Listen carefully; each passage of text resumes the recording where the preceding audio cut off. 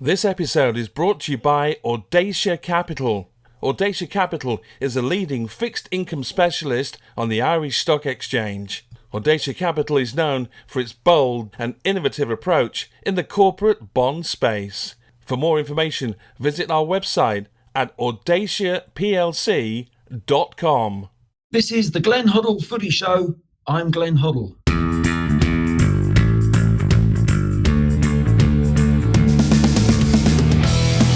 Welcome to the Glenn Hoddle Footy Show.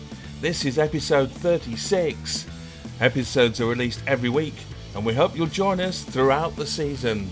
Today, Glenn looks back on the FA Cup final and the amazing goal that won it for Leicester. We preview the Champions League final in Porto and wonder who was supposed to be marking Alisson in the West Brom Liverpool game. We catch up with Gus Ferguson to talk about the Lillywhite Foundation. Plus, Glenn tells us about a really exciting project he has, recording a single which comes out later this week, all coming up today. We'll also answer questions from the Evening Standard newspaper for his weekly column, Ask Hoddle. So, Glenn, there's only one place to start, the FA Cup final, loads of drama, and what a goal it was to win it. Oh, yes. I mean, it was a tremendous game. I covered it for BT, and Chris, the first thing I want to speak about, it was just wonderful to have fans back in the stadium. I personally thought 22,000 at a big Wembley wasn't going to have that much of effect. But I tell you, it was just amazing, the noise that they made. Obviously, Leicester fans were a bit more louder than Chelsea during particularly the second half. But no, it was just wonderful to hear that crowd, you know, when they all come out the tunnel. And it felt like a proper FA Cup final, a proper game. And it's been difficult for the players, but some of them would have preferred to play without a crowd, to be honest, and some will respond to it. So it'll be interesting to see, you know, coming to an end of a season now, who's gonna respond quite slightly differently. But no, it was wonderful. Yeah, I mean, credit to Leicester. I think Chelsea came out the blocks much quicker. They looked the side that was going to win and get a couple of chances. They got into some good opportunities in good positions, didn't capitalise on them. But I felt they looked the sharper team, and Leicester took a long time to settle into the game. Tielemans was their best player, and he was the one that sort of steadied them down in that first 20-25 minutes when they didn't look themselves. And I think that happens in a final. When players haven't played in a final, Chelsea had more experience. I think it becomes a little bit too much of an occasion rather than a football match. And then they settled into the game, and they, you know, got a couple of chances. And second half, I felt that they came out and really pressed Chelsea. And Chelsea are finding it difficult if they go 1-0 down. They like teams prefer them to come on to them, and I think that's something that Tuchel will be thinking about, talking about, obviously, for the coming games. I've got to ask you your take on team selection, because a lot of Chelsea fans on Twitter were really upset in the end. Obviously, when you lose, you're looking for reasons why. They were saying in the FA Cup, they were saying in an FA Cup final, you've got to play your best team, and Mendy should have been in goal. What are your thoughts on playing the reserve goalkeeper? Because obviously Schmeichel played for Leicester all the way through, and Kepa played all the way through in the FA Cup, but through to the final as well. Best team? What do you think? I would play, you know, in the cup final. I don't think, you know, the game, there was no protection really. He was probably thinking more of the Leicester League game that they're going to be playing each other this week, rather than anything about the Champions League final. No, I would certainly play. You might rotate a little bit with the strength of the squad that he's got, but certainly I would put the best goalkeeper that I felt. You know, if my life depended on it, that's how I would have looked at it. I'd have gone with Mendy. He's in great form. Not that Kepa did anything wrong. He couldn't have stopped the goal. Tielemans' goal was sensational. It really was. So I would have gone with Mendy, but I might have tweaked it a little bit. The strangest thing for me was I like the lad Reece James, and I think he could play there in the right side centre back of three, even for England. I think he can play that position. But I think to play him there for probably the first time this season, and Azpilicueta, if I could understand if Hudson-Odoi played wing back there and he wanted to go more attacking, but he played Azpilicueta there. and Reece James there. And it was probably for, I don't know, Vardy likes to run out in that channel quite a lot. Yeah. Whether he thought him and Thomas, that was where Leicester's threat was, I don't know. But I couldn't get that. I thought Reece James would have been playing wing back in a normal position for him. He's a better crosser of the ball, gets forward better. And Azpilicueta could have sat there and defended properly. So that was the slight tweak that Tuchel come up, which surprised me. Let's go to the Evening Standard questions, because they're based on the cup final for a lot of it anyway. And Jamie asks, can you remember a more dramatic ending to an FA Cup final? And after the Super League fiasco, are Leicester a good example to others on how to properly run a club? Yeah, absolutely. From top to bottom, there's an emotion there as well with what happened to the chairman and the owner. But Brendan's done a fabulous job there. He really has. They play great football as well. They've got a very balanced team, and their recruitment's been good. Everything about them, they've responded without a crowd, because I think that Leicester are a team that respond to their home crowd. They get the rattles going, or it used to be called rattles, but they have the noise. I've been at Leicester, and they get behind the team with some magnificent noise and get that atmosphere going. So they've adjusted to that well. So that every which way they've done well, and they've ended up FA Cup winners. Second half they performed really with a lot of freedom, and they played some super stuff. And what a goal from Tielemans! I mean, that could have won any cup final anywhere in the world. Oh, what a save from Schmeichel from that Mount shot, wasn't it? Two great saves. The header from Chilwell on that. It was a little bit reminiscent of Gordon Banks getting down. He just got his fingertip. Wasn't quite as good as Gordon Banks, but no. But the other one from Mount, I thought it was in. It was behind him. Wonderful keeping, wonderful reflexes, and sometimes you say it's fate, but you have to make it fate. And they came out with some key moments in the game where they forced it to go their way, and they ended up winning the cup and thoroughly deserved it. And then our old friend VAR turned up as well in 2 minutes from the end. Well, this is it. It was offside, but it was. I don't think VAR, and this would have been the same for any team, and it's happened to every single team this year. I'm not talking about the cup final, but it was a key moment, wasn't it? VAR wasn't brought in to make them decisions. It really wasn't. It was brought in to that if there was something glaringly missed, big and obvious, and that's what they're using it like that in Europe, and particularly Germany. Then, a handball that the ref hasn't seen, something clear and obvious. Yeah. That's what we want VAR in for. And I said it at the beginning, it will make life better for football, for the referees. Big decisions will be made. But fractions, absolute tiny little fractions for offside, or did he touch him? Or leave it to the on-field officiating. Just let the referee and the referee's assistants make the decision. Now, if some linesman out there is that good that he puts his flag up, or she puts his flag up at that split and says that's so fractional, but I think that was offside, then so be it. That's fantastic. Go with the on-field call. But no one's going to see it. And I don't think, we're not computers, we're not robots. If you want to play robots, go and play on a computer. Don't go to live football. But at the end of the day, we've got to look at that, because you're taking away everything that football, lives for. The celebration. Watch Chelsea's players and the fans behind the goal. The celebration. Rightly so. They think they're back in.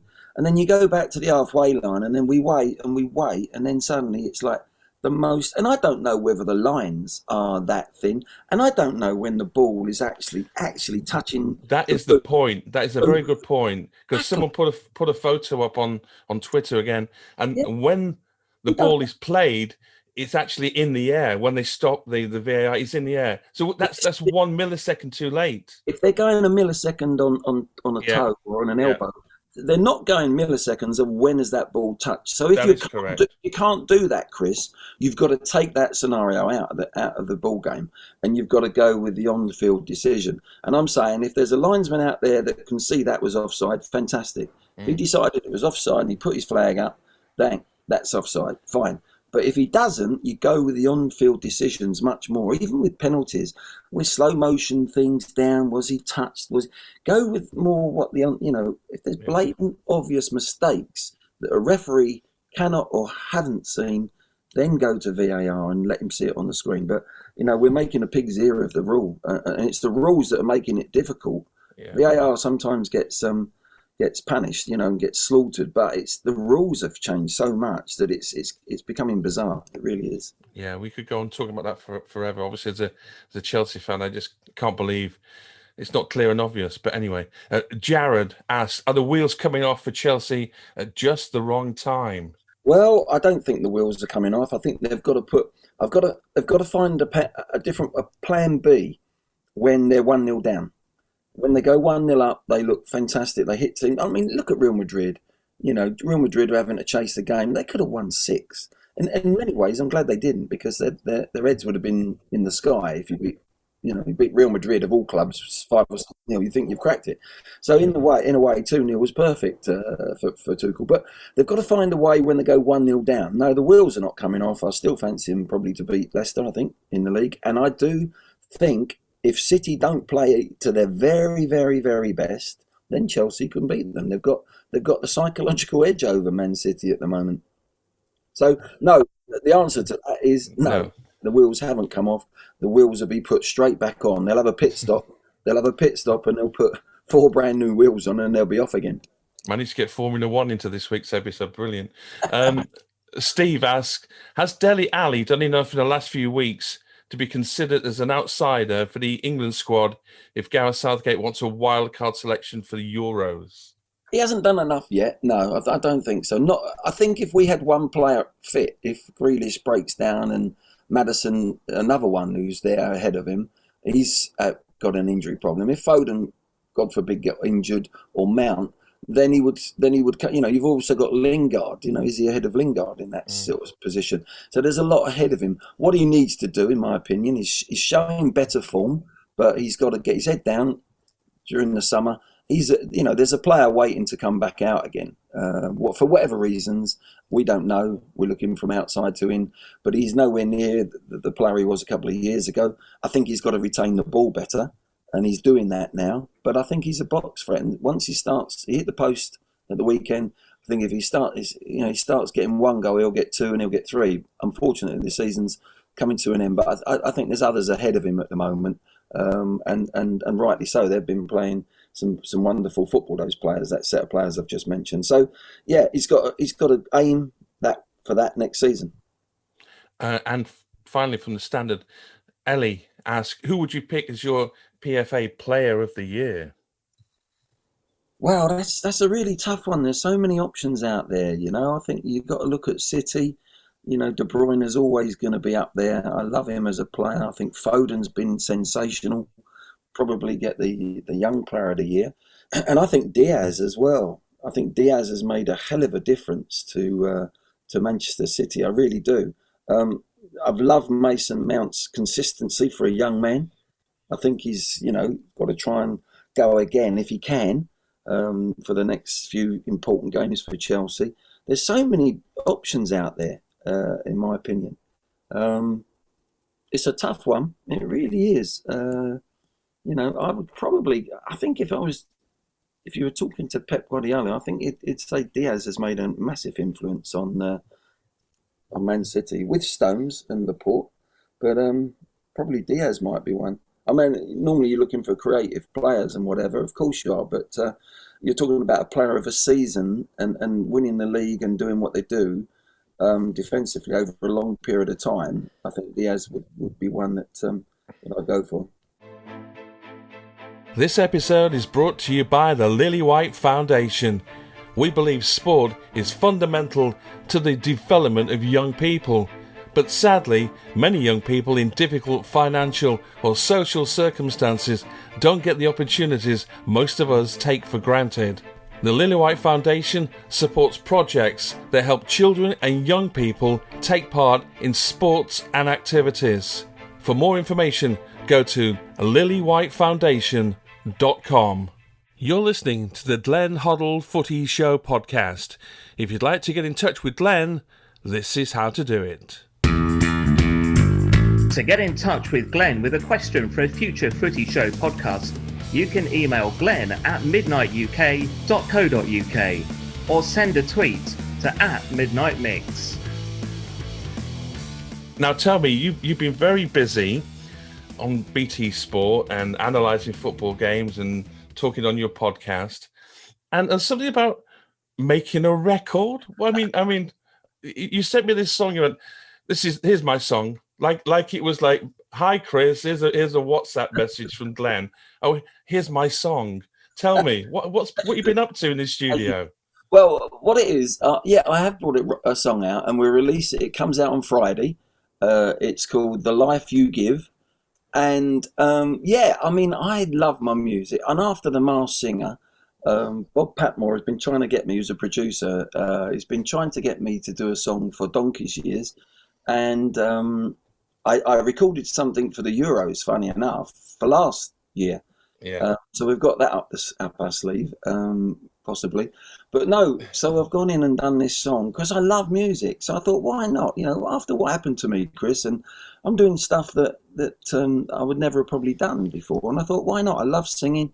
You know, let's go in and make a song. And I've got to say, I'm so proud of it. I really am proud of it. It's something I've always wanted to do. I mean, me and Chris back in the day did Diamond Lights, so I've had a bit of experience doing music, but I hope the music industry doesn't collapse or shudder. It's probably shuddering at the moment to hear that. No, but I'm very pleased with it, I've got to say. And he wants to do some more stuff, and I want to do eventually something for the NHS and do a song for that coming up down the line. But no, he's. Right. He's very enthused, Bob. He's probably more enthused than I was.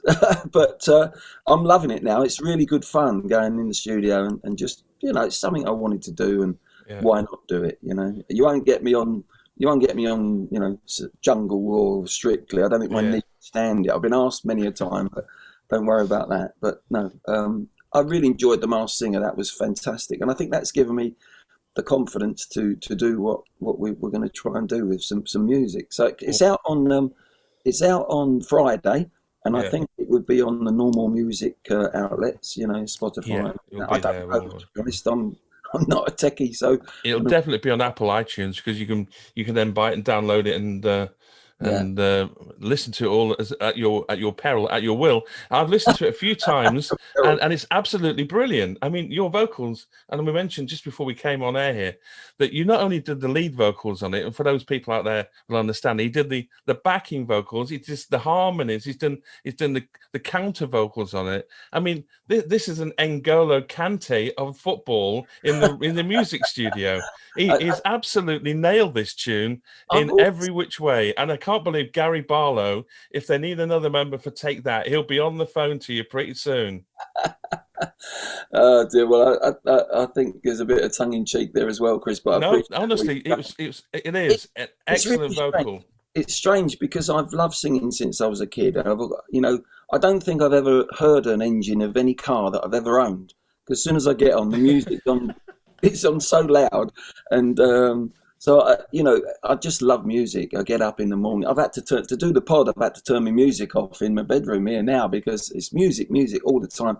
So I was always singing as a kid. Loved my singing, and go to concerts and all sorts over the years. So I thought, let's have a crack at it. And I just sung. I just did it. And the guy said, "Look, can you do it? Can you harmonise to that bit?" And I said, "Well, I said, let me just have a go." And it was one of them sort of things. I just sung it like I would do, listening to a radio song. So I just probably have got an ear for music. I wish I'd taken something. My son's the one. My son's in music. You know, he does this. He's called Mo Naval, but it's really just him. Does everything, writes and everything. So he's taken up the instrument and the writing and the singing. But I thought I'd just have a crack at this. You know, for the crack. And I've got to ask you a semi-serious question, because when I was ill a few years ago, music really helped me when I was feeling down and I needed to recover, and I had loads of my music around me in hospital and when I came home. Did that help you? Did music help you when you had your heart condition and when you were recovering? Was that a part of the recovery period for you? Without a doubt. I mean, I had to do walks. I'd started with a 500-yard walk, which, oh dear, it was like I'd run a marathon. That was how difficult it was to rehab. But you know what? I built it up to probably 2-3 mile walks in the end over the last few years. And and every single, not every single, because there were some audio books that I was listening to, which was great. I'd never done that before, but it was music. I go for a walk now. I put my earpods in and off I go, and it's music, you know, and people, I get some strange looks from people because I forget, I start singing. So, no, I love my music. It's just, and that rehab of overcoming my quadruple bypass, and that was just amazing. It just inspired me. I used to listen to music, you know, back in the day when those Sonny Walkmans come out. That was great in the dressing room. I'd listen to them and go into a game. You know, music for me is inspirational. It really is. I had a spell where I had the team warming up to music as well. I think it inspires sportsmen. It really does. You know, you see these golfers when they're practicing with music in their ear. Well, I presume it's music. It might be how to hit a golf ball, but I don't think so. But music is so therapeutic, isn't it? I mean, as I say, when I needed something, it was a half an hour session I was on, and I named this little playlist Half an Hour, which then had 30 minutes. But now it's been grown so much, it's like 2.5 hours of music that's put in there. And if you're in any situation where you just feel like, I've just had enough of everything, I just want to sit down and relax, just put that on. And it just brings you back to different memories, different lifestyle, doesn't it? Nowadays, that's the beauty. There's a lot of things, problems with music and the way that, you know, that artists get paid and all this and that. Which I think Paul McCartney's been on to the government about. But I've got to say, there's so many different things in music that, you know, even down to rehab and, you know, meditation and that sort of music as well can take you, inspire you to relax. And you do, you know, in this pandemic as well. I needed music. I needed music to get me through lots of different days, and I have it with me all the time. You know, in the kitchen, in the bedroom, there's music on. In the car, wherever I go, there's music. The Life You Give by Glenn Hoddle, unbelievable. It's out on Friday. Make sure you get a copy of it, and just to see how good it is, here's a little bit of it right now. It's so good to wake up every day. Live your life is only something we say. What you give me made the man I turned into. So good to wake up next to you. Life is easy and... Well, let's have a chat about the Lillywhite Foundation. We've mentioned many times on Glenn's podcast over the season, and they are one of our sponsors. They help us along throughout the season as well. They have a prediction game that they've had for many years, a league table of which myself and Glenn and Ozzy, our dealers, and Paul Miller are all involved. Lots of others as well. Kingsley Pungong, who joined us earlier on in the season from Rainbow Sports Group. And it's all to do and organised with John Ferguson, who's known as Gus. So we'll call you Gus, and everyone will be surprised when we do that, because that's not your name, but it is on this. Gus, thanks for joining us on Glenn's podcast. And just tell us a little bit, first of all, about the Lillywhite Foundation and how it all started for you and how you got involved in it. It all started actually as from a business point of view. We were attending a lot of charity lunches, and my business partner and I both love our sport. Both grew up around sport, playing me football badly, but some might say. My business partner was a very good cricketer, and so he sort of grew up in the cricket world. And it was one of those things that both of us, probably coming from slightly different backgrounds, but sport brought people together. It's always, I've seen it as a leveler, certainly in a business level, sense, where people can talk about their football team or their cricket team or their rugby team, but also having played it, you build up the social skills of being able to talk to other people, being able to chastise someone when they've done something wrong, but also know when to put an arm around someone when they need encouragement. Being able to spot who's who in terms of responsibility within a team, take responsibility for your own role, and these are kind of social skills that you form as a teenager growing up. And I can remember getting a phone call, as a teenager saying, "Can you come and play for such and such a team? They're a player short." And you'd travel across to Basildon or something, not knowing any of the team, but 2 hours later you'd have 11 new mates. So that's the sort of thing that inspired both me and my business partner to spend a lot of time around sports people and trying to give back in terms of charities. And we were at a charity lunch one time, and we really drilled down into how expensive it is some of these charities to run. And I won't name the charity we were at, but it was a fairly well-known charity where the senior person of the charity was on our table for the lunch, and was excited that about 65p in the pound got to causes. And at the time, I remember thinking that doesn't sound very much. And when we looked into it, it actually is very good, because some of the bigger charities, it's way less than that. It can be 10, 15p in the pound.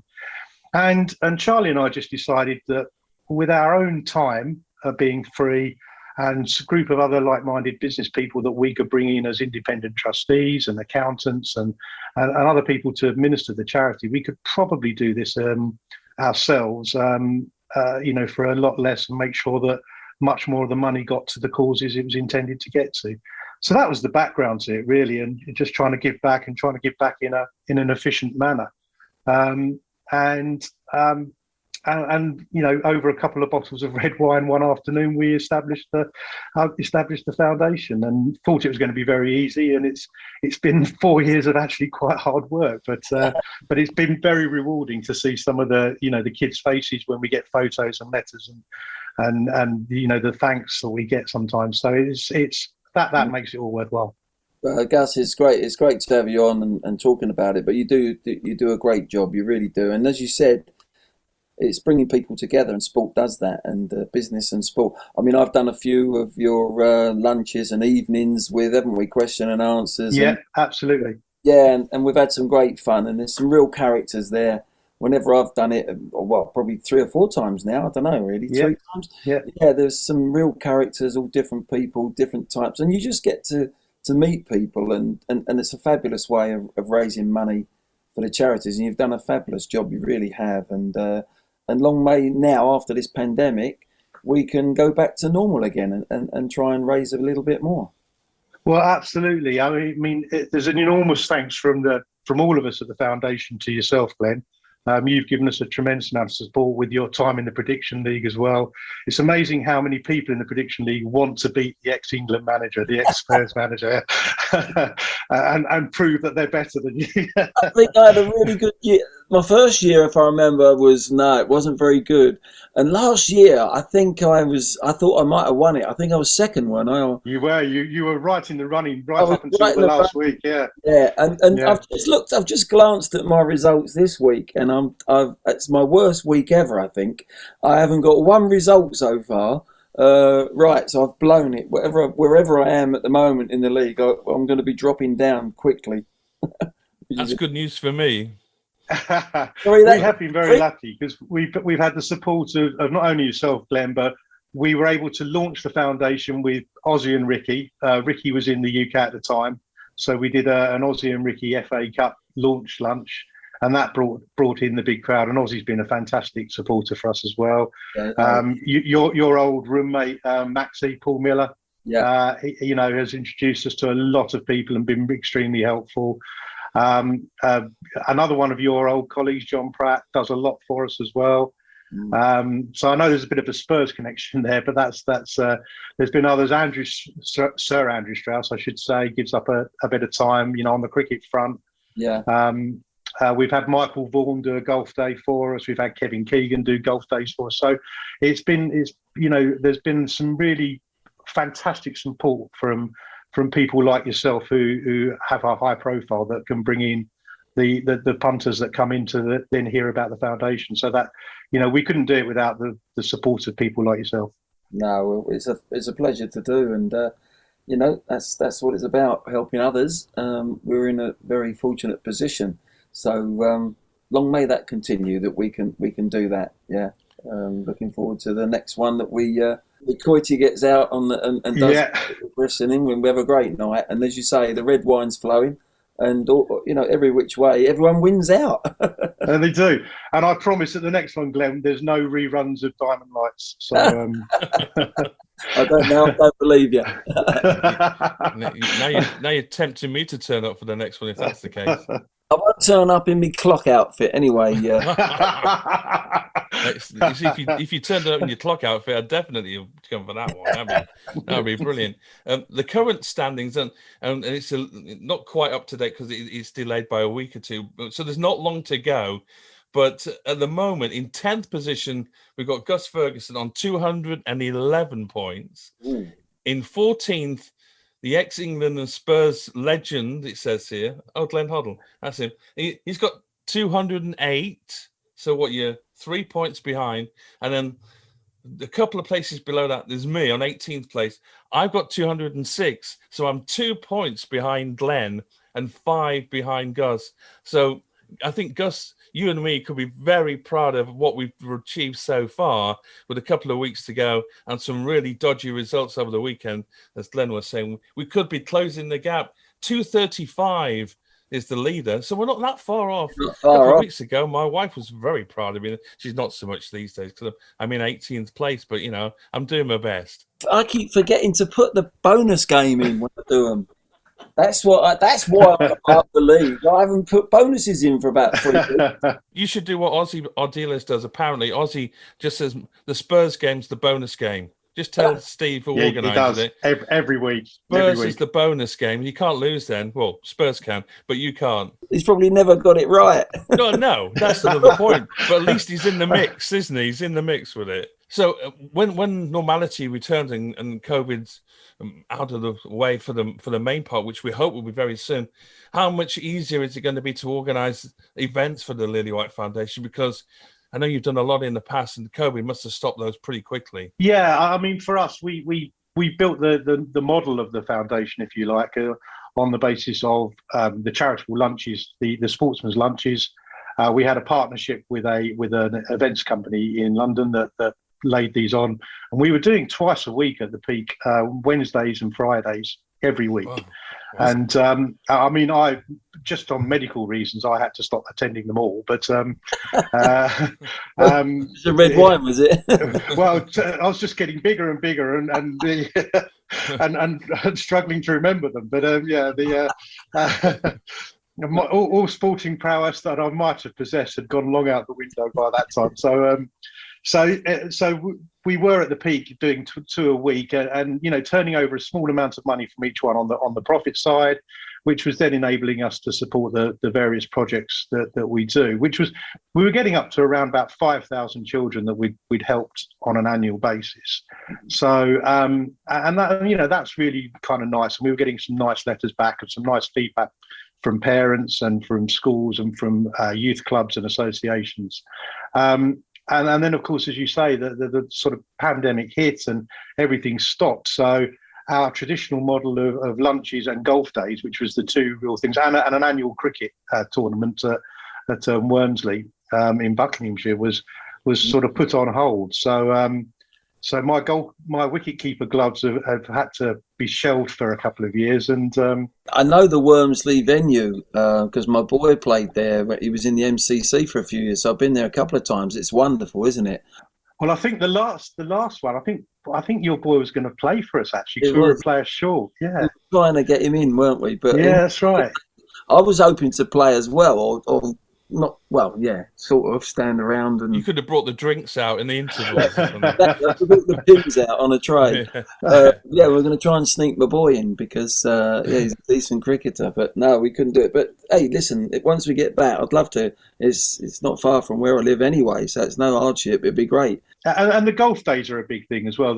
People will pay a lot of money to come and, you know, have a four ball with ex-footballers and ex-cricketers and things, and then, you know, hear them speak afterwards and have a laugh on the golf course. You know, we do longest drive with a putter and that kind of thing. And, you know, it was one couple of years ago at the Belfry, the longest drive with a putter was won by an Irish lawyer who hit 190 yards with a putter. So all those things, that people love it. It brings people together, and it just again shows that the power of sport in society. And you know, I've been very grateful to sport in my life. You know, I played a lot of it as a youngster, and before the corporate lunches and the business demands took over and family demands took over, you know, sport was everything. And you know, my wife will tell you now that come the weekend, if there's cricket, football, Formula One, golf on the telly, that she just basically locks me in the room and, serves a bit of food under the door kind of thing. But, it's... How can people get in touch with the Lillywhite Foundation should they want to attend one of the future events or get involved with an auction or something that you're going to have planned in the near future? Well, the foundation website, www.lillywhitefoundation.com, is the best place to start. And on there's the contact for getting in touch. And there's a general inquiries email address on there, which allows people to get hold of one of the trustees, which is not me, by the way. I have no access to any of the money or anything like that. Going forward, we hope to have the golf days, the cricket days, the lunches all coming back online, and announcements of those will be on the website and published generally and through word of mouth, on forums such as this. We've also got Glenn very kindly allowed us to do 10 limited edition Glenn Hoddle prints, celebrating, I think, your last goal for Spurs, I think, and one of your goals for England. And it's all on a British Heart Foundation background and a Lillywhite Foundation background. And the proceeds of the 10 prints will go 50-50 to the British Heart Foundation and to the Lillywhite Foundation. They were fantastic. They were fabulous, weren't they? When I saw them, fell in love with them. They were really good. So fingers crossed, that will raise some money on that one. So as soon as we can all get together and Glenn can get them signed, and then we'll get them out to the people that bid for them. Yeah, that'd be great. Excellent. Great stuff. Gus, thanks very much for your support through the Lillywhite Foundation and other companies that you've got involved with this season. Better luck next year with Tottenham, hence the Lillywhite Foundation. You're a big fan of now. Didn't go quite so well for you this year, but there's always next season. Well, I think we're in for a couple of seasons of pain, to be honest. I think the squad needs a bit of a rebuild, but we'll still be there through the sun or rain. Yeah, we'll still be there. Still always optimistic. Exactly, and I think you've got to remain optimistic. It goes in cycles sometimes, and we've got to wait for our turn to come round again. It'll happen. It'll happen one day, but there's a lot of hard work to be put in first. But thanks so much for coming on, Gus, and not a problem, and for supporting the pod and us for helping you out, guys. Fingers crossed. There's a sign that normality will be back pretty quick for everyone, which is wonderful. That's the great news.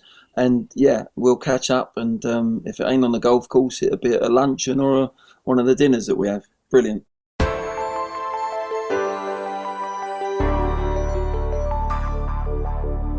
Now, there's been good news that the final of the Champions League is going to be held in Porto now, so fans can go. You mentioned the fans at the FA Cup final. That's going to be a great atmosphere. It's a great stadium in Porto and a lovely, lovely place to go. I went there a couple of years ago to see the Champions League game there. So that's really good news. How do you see the final? It's, as you said, it's going to be tight. It's going to be. Is it important who scores the first goal there? Yeah, I think for Chelsea more than City. I think City know how to play either way. I'll be going. I'm looking forward to that. I do think it should have been played in England.